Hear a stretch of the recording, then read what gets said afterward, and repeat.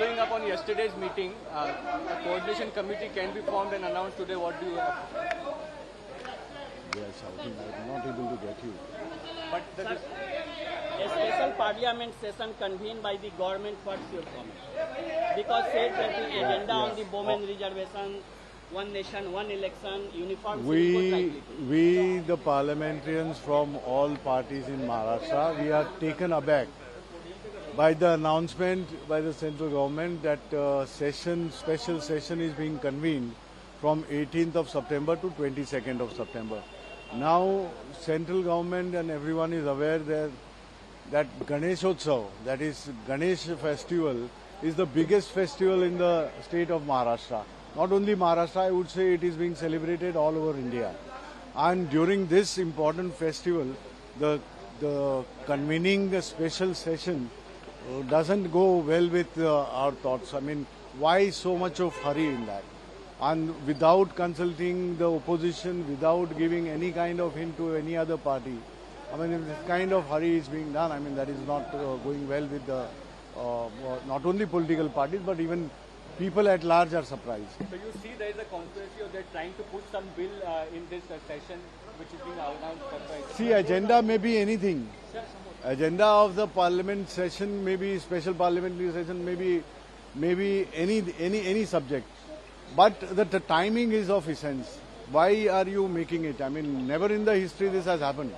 And people of Maharashtra, 12 crores people of Maharashtra, that we are taken aback that why so much? Sir Devendra Fadnavis ने कहा है कि जो India alliance की meeting हो रही है बेसिकली इनका एकमात्र एजेंडा है कि नरेंद्र मोदी को कैसे हटाए, बाकी इनका कोई एजेंडा नहीं है।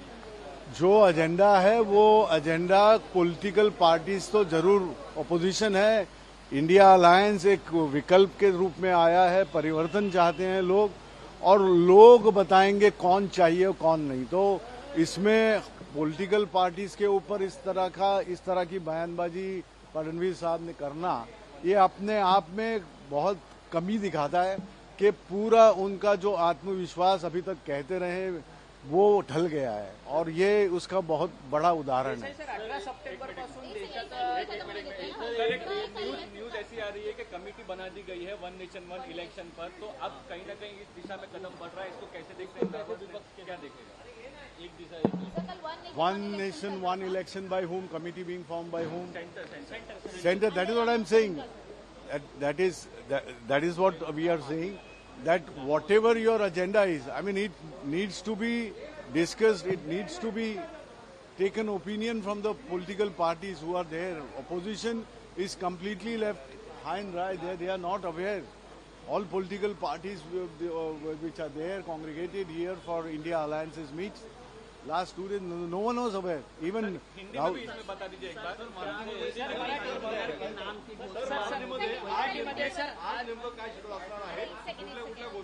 मराठीमध्ये 30 तारखेला या इंडिया अलायन्सच्या बैठकीबाबत 30 तारखेपासून आपण सुरू केलं। 30 ऑगस्टला माननीय शिवसेना पक्षप्रमुख उद्धवजी आणि राष्ट्रवादी काँग्रेसचे अध्यक्ष शरद पवारजी, काँग्रेसचे प्रदेश काँग्रेसचे अध्यक्ष नाना पटोले, अशोक चव्हाण या सगळ्यांच्या उपस्थितीमध्ये चांगली वार्तालाप झाला, मीडियाशी सगळं बोलणं झालं।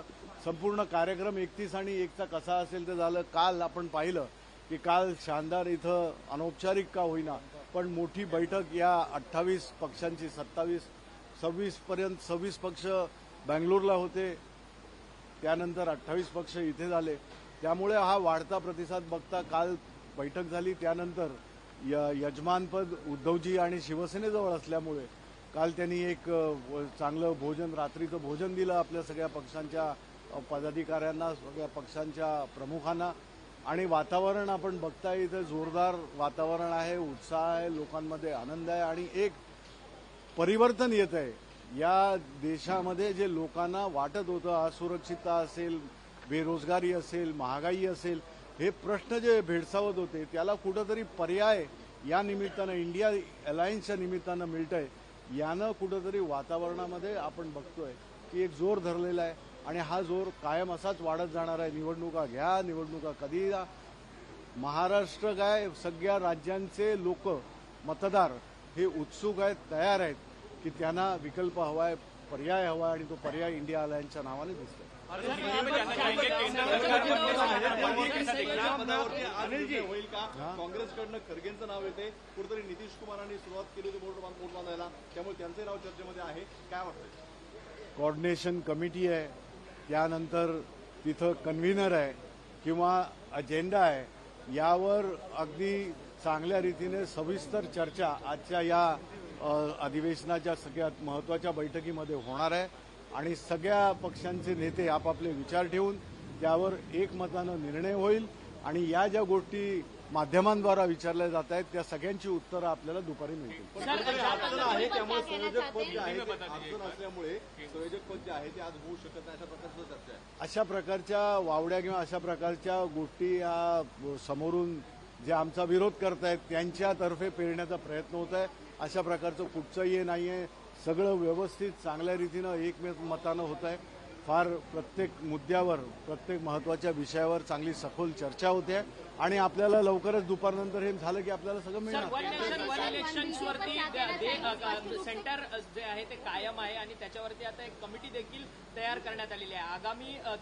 आगामी या संपूर्ण वर्षामध्ये 5 राज्याच्या निवडणुका होऊ घातलेल्या आहेत आणि त्यातच विरोधकांना शह देण्याकरता एक देश एक इलेक्शनची संपूर्ण तयारी जी आहे ती केंद्राकडनं केली जाते. एकीकडे इंडिया बैठक आणि दुसरीकडे ही विरोधकांना शह देणं म्हणजे तुम्ही राजकीय खेळी प्रत्येक गोष्टीमध्ये करताय. वन नेशन वन इलेक्शन याचं प्रत्येक पार्टी याबद्दल प्रत्येकाचं मत आहे.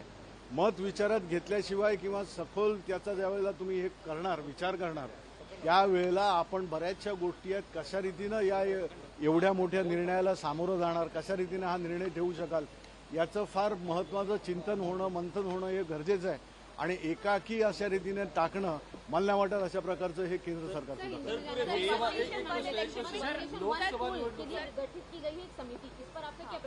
अभी जो बातें हमारे सामने आई नहीं है, आप मीडिया के माध्यम से हमको कह रही हैं तो हम भी इसमें देखेंगे, लेकिन बात साफ है जो भी विचार रखना चाहते हैं वन नेशन वन इलेक्शन तो ये लोगों के लिए भारतवर्ष के लोगों को मतदाताओं को ये सुविधा किस तरह से हो वो क्या चाहते हैं, राजनीतिक दल जो है राजनीतिक दल के प्रमुख जो चाहते हैं वो क्या उनकी बातें हैं, इसके ऊपर विचार मंथन होना जरूरी है. जहां पे एकमत होगा उसके बाद में ऐसे निर्णय ले जा सकते हैं और मैं नहीं समझता कि जिस तरह से मीडिया में ये सब बातें आ रही है वो विचार वहां पे भी इस तरह से किया जाता होगा. इंडिया गठबंधन के लिए सीट शेयरिंग का फार्मूला किस तरह से पूरे देश के लिए एक साथ तय हो रहा है या अलग-अलग राज्यों के लिए अलग-अलग? पंतप्रधान नरेंद्र अलग-अलग मोदी राज्यों के लिए लढण्याची सीट शेयरिंग शक्यता फार्मूला लोकसभा अलग-अलग बनाया जा रहा है इंडिया गठबंधन के लिए या पूरे देश के लिए एक यूनिफॉर्म बना? देश के लिए होगा, अलग अलग राज्यों के लिए होगा, क्योंकि जो भी गठबंधन में आज यहाँ पे बातें होंगी वो सभी राज्यों के लिए और पूरे भारतवर्ष के लिए होगी. सर आज पंतप्रधान नरेंद्र मोदी जे आहेत लोकसभा निवडणूक लढण्याची The official talks will start resume today when the formal meeting starts, and lot of deliberations will take place. All party leaders will be contributing, and then they will unanimous and consensus will be there, and unanimous decisions will be taken. Sir, one nation, one election. How do you react? See, one nation, one election, whatever the concept is, that needs to be put forward to the political parties across the spectrum, and then the thoughts, the contribution, deliberation, discussion would take place, and then the decision would be arrived, because this is, though political parties or the center ruling party is deciding unilaterally, that doesn't mean it should be facilitating the voters. It should facilitate the electorate. And what base of democracy is that Indian democracy believes in the power of the voter, and that is Indians. We the Indians will decide. Sir पंतप्रधान नरेंद्र मोदी हे पुणे लोकसभामधनं निवडणूक लढवण्याची चिन्ह आहेत. याकडे कसं पाहता, कारण की सातत्याने पंतप्रधान नरेंद्र मोदी हे दोन लोकसभा मतदारसंघ आता हे नवीन तुम्ही जर कुठच्या ह्याने आणलं असेल तर ते कुठूनही लढवू शकतात. पुण्यातनं लढवा, वाराणसीतनं लढवा किंवा कुठेही कोणी कुठून निवडणूक लोकसभेची लढवावी याच्यासाठी मार्गदर्शक तत्व आपल्या याच्यामध्ये आहेत आणि प्रत्येकाचा अधिकार आहे. त्यामुळे कोण कुठे लढवणार आणि त्याचा परिणाम काय होणार याचं नाही आहे. इंडिया अलायन्स याचा जो इफेक्ट होतोय त्यामुळे समोर जे म्हणतायत की पायाखालची वाळू वगैरे धास्ती तिथे आहे आणि त्यामुळे अशा प्रकारची विधानं सर, एक येतात. शेवटचा फारुख अब्दुल्ला जे आहेत ते म्हणतात ते वारंवार इंडिया आघाडीच्या बैठका घेऊन काही होणार नाही, तर त्याच्यासाठी एक कमिटी जी आहे असं नाहीये, ती स्थापन केली पाहिजे. अशा रीतीने हे नाहीये. कमिटी स्थापन होणं, वेगवेगळ्या गोष्टी वेगवेगळ्या हेड्स खाली येणं, हाच एक जो महत्वाचा भाग आहे तोच या बैठकीमध्ये होतोय आणि आपल्याला दुपारनंतर या सगळ्या गोष्टी व्यवस्थित झालेल्या झाल्या. लोकशाही मराठी ऐका, पहा, जागरूक रहा.